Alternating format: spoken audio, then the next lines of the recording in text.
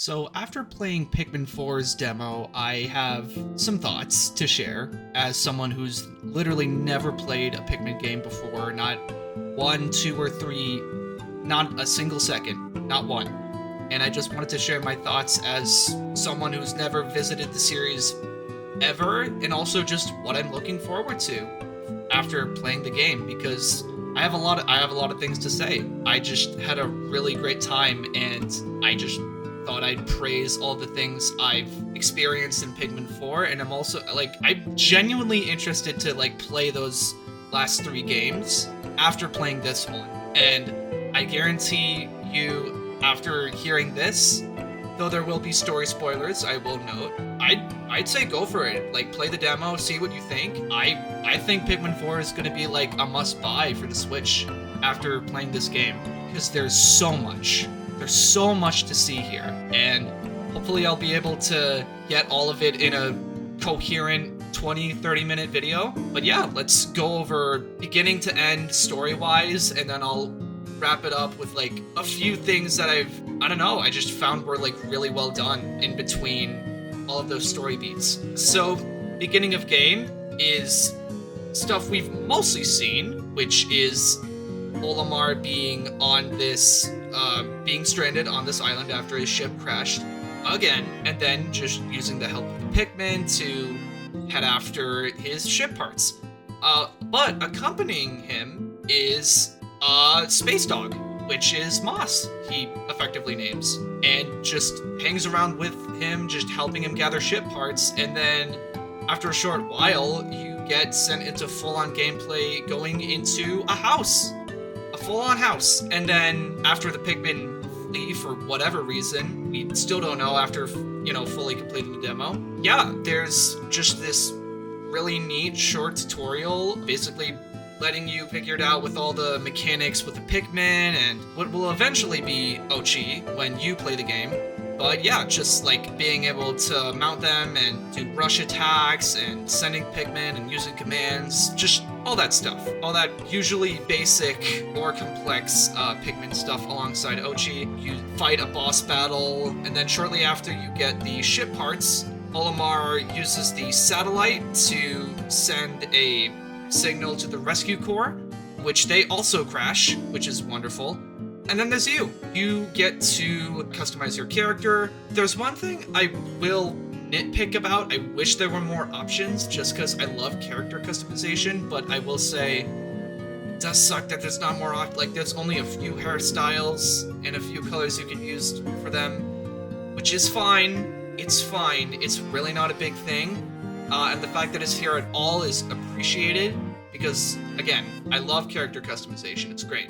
And then, yeah, you head out on the the planet, and find Ochi, which, weird thing, I totally didn't notice.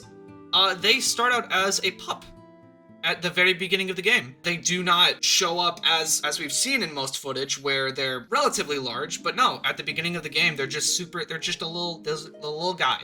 They're a little guy, and I love them. But no, further into the game, I'll explain how they work, because I really found it interesting. So after getting Ochi, you find Colin, one of the castaways for the rescue corps, and then shortly after, head underground, which is something I did not expect they would do within like the first 10-15 minutes of the game. But super cool to see. And then yeah, you find Shepard, the ship's captain, is just, again, if there's one thing I want to note about the game, I love it's two things. It's like it's the dialogue, but also the comedy bits with them, which I didn't find annoying at all. Like, they fit super well. Further on into the game, they will, like, exclaim whenever something bad goes wrong, primarily Colin, which is, I mean, like, fine. But also, I'm aware of what's going on, so, if, like, Pikmin drown, he'll just, like, scream at you when that happens, which is fun. But again, it's a nitpick. It's not the worst thing in the world. Anyways, finding Shepard, you are able to leave the underground and head towards the main ship, whose name I forgot immediately after playing the demo. So, if you want to know what the ship's name is, you gotta play the demo. Because I forgot. But it's the ship. it'll do. But yeah, no, you head there, and it's essentially a base. Or your hub, essentially. And later on, you get to, and it'll let you know this, but like, by the way, the amount of treasure you get in the demo will depend as to when you actually like beat the game. Primarily because you get sparklium from the treasure you collect, and after gaining like 1,500 sparklium, you're able to just complete the demo and also unlock the next area, but they don't show you it because they're mean. But no, after that, you're just able to completely explore the area on your own, learn more about red Pikmin and ice Pikmin and the whole shazam. I did find the unlock for the blue Pikmin later on. Couldn't get to it for the life of me. I don't even know if you can. You probably can. But yeah, everything besides that gameplay is just, it's basic Pikmin. And again, for someone who's never played it before, I loved it. I loved it so much. Just having little helpers be out on their own while also, I don't know, it's just, you assume a captain role by having trust in your companions, but also being like, they are as fragile as leaves, probably smaller. They can get work done. I like, for sure, but letting them like really go out on their own isn't recommended, and I keep doing that, and they always die, and it's sad to see. But no, like, again, being introduced to the basic mechanics of Pikmin was super fun because I just got to see why it was so special to a lot of people, and I get it. I super get it now after playing this game. Not to the full extent that they have, obviously, but I can certainly understand it. And the one I want to say frustrating, but it really isn't, it's the time limit from day to night. It gets scary because there's so much to see in the world, and you're like, oh, I want to go like this place and that place, but you really have to like be smart about where you go, which is, I don't know, like there's a genius to that because you almost have to survey so much of the map so quickly and be confident that wherever you're gonna go, it's gonna be something pivotal. It's gonna be something you want to go to. Which I will say, having Ochi there, be able to like search out castaways or treasures, does super help. The minimap mostly does that, or just the map. It mostly helps with that, but it's still nice to have like an actual physical aid with you, like letting you go wherever. But no, I don't know, just like getting the castaways, seeing the underground area, seeing the surface area, it's just all so gorgeous. I have to praise just how fun and clear everything is while still being like gorgeous, which is difficult for a game to do, and the fact that Pikmin 4 did it should be praised. It's awesome. Yeah, I mean, besides other like, I don't know, just like things that kind of like I had a hard time with, I guess it was just the complexity of things with the Dandori battles, which I super didn't know what that meant until rewatching the like very first Pikmin 4 reveal trailer, and when Miyamoto put an emphasis on that way back then, had no idea what it meant. Now I get it. There's an emphasis on Dandori, which is basically to just like strategize really quickly. That's not the full definition, but it's, to me, that's what it was. And man, I had a hard time with it. It's a very cool idea, and I'm just definitely gonna do it when I get the game, because I will. Oh man, is this something I'm really gonna have to master, because I struggled with the challenges later on. I barely got by.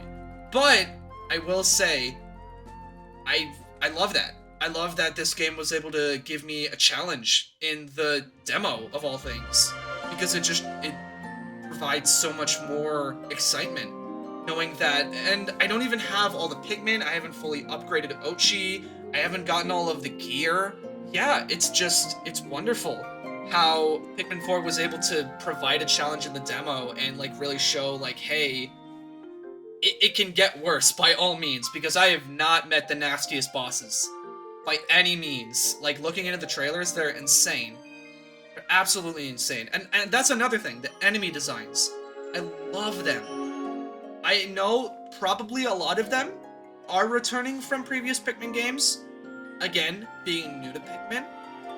I don't know how they came up with it. I don't know what any of these are and how they function and what they do, because all of it scares me. I and yeah, and then the mechanics with the Pikmin and how like red Pikmin are able to be like resistant to fire but also clear paths from these like molten rocks. The yellow Pikmin are able to be tossed further and be immune to electricity. The ice Pikmin are able to freeze enemies and water. And that's just the 3. That is the 3 I found in the game. And there's so much to process there. Because you have to go into like the underground or Dandori or just every part of the game. You have to be wondering like I don't know, just any scenario, whether it's like just going throughout the world or just the level design. It's just like I have to see something. I have to observe so much right now. It's so refreshing. It's so refreshing. Because as complex as it is and as scary as that can be, I love it because the entire time I was just engaged immediately. Having nothing, again, I can't stress this enough. Nothing. Nada about this game or its mechanics or whatever. It was so cool. It was so cool. And just beyond like Pikmin mechanics and the underground or whatever, the world. It is so open. Just these sandboxes are so much fun. And then there's the story, which I want to know more about. I mean, like, it's not, I understand the game's keeping it a secret. Like, Olimar's been transformed into a plant. Have no idea how or who did that to him, but I want to figure that out. Because it was weird being introduced to the game by Olimar and him narrating and describing how, like, you're our last hope, which was just, I love that. Having the protagonist of, like, I mean, I knew as much of the first 2 games to know that, like, he's a pivotal character, you know? He's important. But just having him exclaim to you, and then you being able to play as him in, like, the first 10-ish minutes of the game, it was so cool. It was so cool, because it just holding that much importance already to finding Olimar and you finding Olimar later in the game. It was perfect. But yeah, the whole, like the people, I don't know exactly what they're called, but I don't know, just like the people turning into leaves thing, and their IDs being like scrubbed. Super weird. I want to know more about that. It's not the most complex story, but it's interesting because someone had to do that to Olimar or the rest of the people there. And entirely new to the game, there's apparently just other random people not related to the Rescue Corps who got the message and are kind of just here now. I love that. Because unlike the other Rescue Corps where it's like, he's a brilliant scientist or a mechanic or a leader, there's just some people there that's just like, I wanted to find some cool treasure, so now I'm here. When they absolutely were not equipped to be here. I love that. That's great. And the fact that you're just gonna have this like little camp of people like, just giving you objectives and side missions, it's so cool. It's so cool. Like, there's so many facets in this game already. Beyond finding new Pikmin, or upgrading your inventory, or upgrading Ochi, or getting parts and items and side missions and treasures. There's just so much to see here. And at most, I played 2 hours. I played 2 hours of that game and got through one area, not even halfway completing it. Not even finding half of that first little sandbox. I say little, it's not. Oh, it's so immediately interesting to a newbie like me, who's never known anything about Pikmin, who's never known anything about how, like, important this stuff is to a lot of people. And now I'm thinking, like just how on earth, like, Pikmin 1, 2, and Pikmin 1, 2, and 3, like, led to this. To know that they were that foundational in exploration and treasure hunting and whatever those first 3 games provided, having it branch out to here, it just, I have so many questions now. I have so many questions now.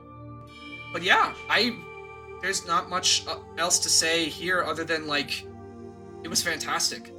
The demo was fantastic because there's so many mechanics to learn and stuff to do, and at most it was like 2 hours, maybe 3 if you like really explore things and be smart about it. And how the demo had replayability too. Like, I want to figure out, like, was it possible to get blue Pikmin or other kinds of Pikmin or other parts of the area? I wanted to know, but given the time limit the Pikmin games have, it's just like, you can only explore so much before it gets to sunset, and you just have to wait, and you have to, it's genius. It's genius. Because you keep thinking, like, and then you keep planning because of that. Because of the restrictions, you end up planning more. I didn't find that whole day-night system to be annoying, because it just made me want more. And the fact that it was a demo. There's so much I couldn't do.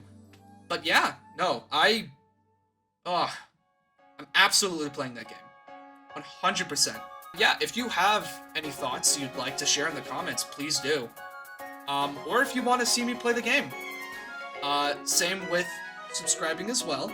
I don't have a lot of videos up. I just have the one of Failboat and Jmoji reacting to the June 2023 Direct, which I recommend you go see.